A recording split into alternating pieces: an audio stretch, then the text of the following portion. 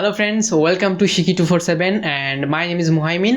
আজকে আমরা কথা বলবো future of coding, no code এবং লো কোড নিয়ে। প্রথমে আমরা এই বিষয়টা জানার জন্য আমাদেরকে প্রথমে বুঝতে হবে কোডিংটা কি, রাইট? সো কোডিং হচ্ছে, আমরা যেমন একটা যদি উদাহরণ দিই তাহলে অনেক ভালোভাবে বুঝতে পারবেন।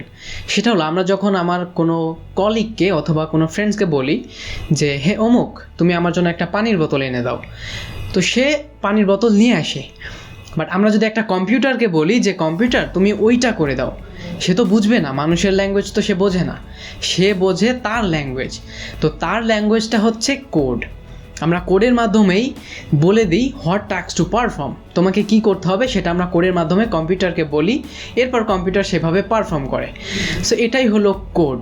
কোডের মাধ্যমে আমরা কম্পিউটারকে কমান্ড দিয়ে থাকি। সো এই কোডকে কিভাবে সহজ করা যায় সেজন্য বিভিন্ন কোম্পানি বা বিভিন্ন প্রোগ্রামাররাই বিভিন্ন নো কোড এবং লো কোড টেকনোলজি নিয়ে আসা শুরু করছে, যাতে যারা কোডিং করে তাদের একটু সুবিধা হয়, এবং যারা প্রোগ্রামিং ব্যাকগ্রাউন্ডসেরই না তারা কিভাবে কোডিং না জেনেও তারা ওয়েবসাইট বা কোড জাতীয় জিনিসের কাজকর্ম করতে পারে। সেই জন্য তাদের কাজটাকে সুবিধা করার জন্য মূলত বড় বড় প্রোগ্রামার্স বা এমন কোম্পানিগুলো নো কোড এবং লো কোড এই টেকনোলজিগুলো বা প্ল্যাটফর্মগুলো মার্কেটে নিয়ে আসছে। তো আসুন এবার আমরা জেনে নিই লো কোড এবং নো কোড কী। লো কোড এবং নো কোড কিন্তু এক জিনিস না, এটা কিন্তু দুইটা আলাদা জিনিস। নো কোড হচ্ছে যেখানে আপনাকে কোনো কোড লেখার প্রয়োজন নাই, ঠিক আছে? যাদের কোনো প্রোগ্রামিং ব্যাকগ্রাউন্ডসই নাই তারা নো কোড প্ল্যাটফর্মগুলো বেশি ব্যবহার করে, এবং যাদের একটু কোডিং বা প্রোগ্রামিং ব্যাকগ্রাউন্ডস রয়েছে তাদের জন্যই মূলত লো কোড প্ল্যাটফর্ম। নামের মাধ্যমেই কিন্তু আপনারা বুঝতে পারছেন যে কোনটার কী কাজ, রাইট? সো লো কোড মানে অল্প কোড, যেখানে অল্প কোড লেখা লাগে সেটা হলো লো কোড প্ল্যাটফর্ম, যেগুলো ডেভেলপাররা বেশি ইউজ করে থাকে। আর নো কোড হচ্ছে যেখানে কোড লেখার কোনো প্রয়োজনই পড়ে না। তো এই লো কোড এবং নো কোড প্ল্যাটফর্মগুলো থেকে সবথেকে বেনিফিটেড হচ্ছে প্রোগ্রামার্সরা, যাদের প্রিভিয়াস ব্যাকগ্রাউন্ড রয়েছে কোডিংয়ের। কারণ আপনি প্রোগ্রামার, তার মানে আপনি কোড করেন, এবং ওই কোড করাকে সহজ করার জন্যই মূলত নো কোড এবং লো কোড প্ল্যাটফর্মগুলো এসছে। যখন আপনি কোডিং করেন তখন যে প্রেশারে থাকেন বা আপনাকে অনেক কিছু হ্যান্ডেল করতে হয়, বাট যখন নো কোড এবং লো কোড প্ল্যাটফর্মগুলোতে যান তখন আপনাকে অত কষ্ট করতে হয় না। ভিজুয়াল অ্যাপিয়ারেন্সের মাধ্যমে আপনি ইন্টারফেস দেখেই সব কিছু করতে পারেন। তো এইটাই প্রোগ্রামারদের সব থেকে বেনিফিট করছে, যে সে কোড পারে এবং শুধুমাত্র দেখে দেখে ইউএক্স ইউআই দেখে সে সমস্ত কাজগুলো করে ফেলতে পারছে। তো এটা প্রোগ্রামারদের হেল্পিং হ্যান্ড হিসেবে অনেক জোস একটা কাজ করছে। তো শুধুমাত্র প্রোগ্রামারদেরই না, যারা প্রোগ্রামিং ব্যাকগ্রাউন্ডসেরই নাই তারাই কিন্তু অনেক কাজ এটার মাধ্যমে করে ফেলতে পারছে। তো নো কোড এবং লো কোড প্ল্যাটফর্মগুলো আছে, যেমন ওয়েব ফ্লো এসছে নতুন, অনেক পপুলার হচ্ছে, এবং আমাদের অনেক পুরনো একটা জিনিস আছে সেটা হলো ওয়ার্ডপ্রেস, যেটাকে আমরা সিএমএস সম্পর্কে জানি, কিন্তু ওটাও কিন্তু একটা লো কোড নো কোড একটা প্ল্যাটফর্ম, তাই না?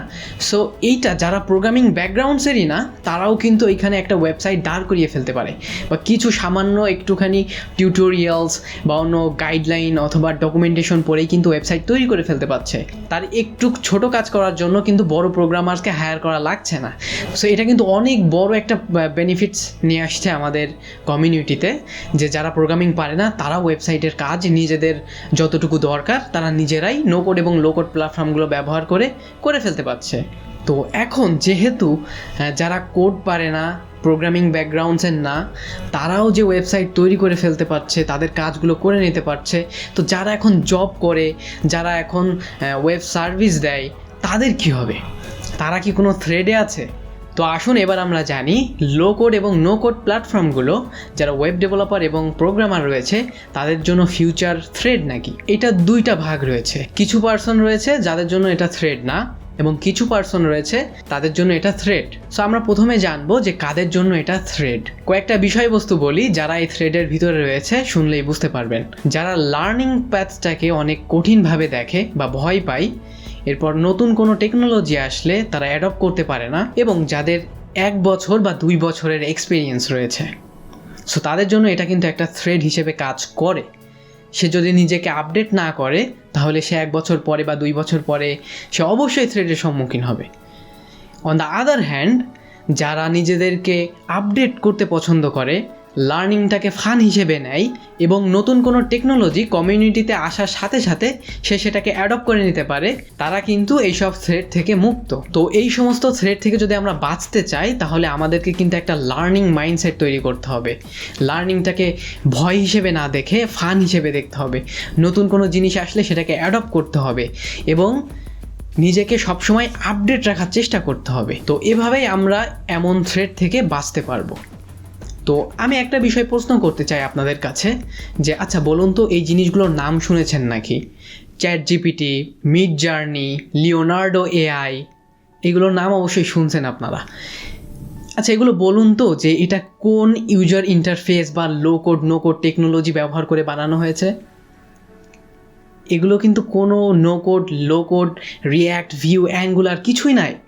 তো এটা কিন্তু তাদের ডিসকর্ড সার্ভারের মাধ্যমে তাদের সমস্ত সার্ভিস দিয়ে দিতে পারছে, তাদের কোনো ফ্রন্ট এন্ডের দরকার হচ্ছে না, তাই না? তো এখন আমাদেরকে যেটা করতে হবে, আমাদেরকে ফ্রন্ট এন্ড নিয়ে এত মারামারি ঝামেলার ভিতরে না গিয়ে আমাদেরকে ফোকাস করতে হবে আসলে আমাদের প্রোডাক্টের উপর। আমাদের প্রোডাক্ট কী, আমাদের সার্ভিস কী, সেটাতে অনেক বেশি ফোকাস রাখতে হবে। আমাদের লো কোড আমাদের চাকরি খেয়ে দিল, নাকি আমাদের ভিউ, অ্যাঙ্গুলার বা রিয়্যাক্ট কোনটা ব্যবহার করব, এই সব জিনিসগুলো নিয়ে মাথা না ঘামিয়ে আমাদের উচিত আমাদের প্রোডাক্টটা কি সেই দিকে ফোকাস করা, আমরা কি সার্ভিস দিচ্ছি সেটাকে ফোকাস করা। যদি আমরা এটা করতে পারি তাহলে কিন্তু আমাদের এটা থ্রেড না, বরং এটা কিন্তু আমাদের জন্য একটা বড় একটা অপরচুনিটি তৈরি করবে। তো সর্বশেষে বলা যায় যে প্রতিটা জিনিসেরই একটা ভালো দিক এবং খারাপ দিক বা প্রোজ অ্যান্ড কনস রয়েছে। সো এটা কিছু সংখ্যক মানুষ রয়েছে তাদের জন্য নো কোড লো কোড একটা ব্লেজিং অপরচুনিটি নিয়ে আসছে, এবং কিছু মানুষ রয়েছে যাদেরকে আরও অলস বানিয়ে দেবে এবং তারা 1 বছর 2 বছরের ভিতরে যদি তারা নিজেদেরকে আপডেট না করে তাহলে তারা হারিয়ে যাবে। সো আমাদেরকে চেষ্টা করতে হবে নিজেদেরকে আপডেট করা এবং প্রতিটা জিনিসকে অ্যাডপ্ট করতে পারা। তো আমার পরামর্শ থাকবে এটা যে আপনারা এই নো কোড এবং লো কোড প্ল্যাটফর্মগুলোকে ব্যবহার করে নিজেদের কাজকে আরও বেশি এক্সেলারেট করুন এবং ভবিষ্যতে কিভাবে আরও প্রোগ্রামিং এবং ওয়েব ডেভেলপমেন্টের ডেপথ নলেজ গেইন করা যায় সেদিকে মনোনিবেশ করুন। তো আপনি যদি প্রোগ্রামিং বা ওয়েব ডেভেলপমেন্ট সেক্টরে অনেক লং রান টিকে থাকতে চান তাহলে প্রোগ্রামিং বা ওয়েব ডেভেলপমেন্ট সেক্টরের যে ইন ডেপথ নলেজ সেগুলো আপনাকে গেইন করতে হবে। তাহলে ইন ফিউচার লো কোড এবং নো কোড অথবা অন্য কোনো টেকনোলজি আপনার থ্রেডের কারণ হবে না, বরং আপনি এখান থেকে অনেকভাবে বেনিফিটেড হয়ে যাবেন। সো এটাই ছিল নো কোড এবং লো কোডের থ্রেড সম্পর্কে। সো আশা করি ভিডিওটা আপনাদের জন্য হেল্পফুল হয়েছে। যদি হেল্পফুল হয় তাহলে লাইক, কমেন্ট এবং সাবস্ক্রাইব করতে ভুলবেন না।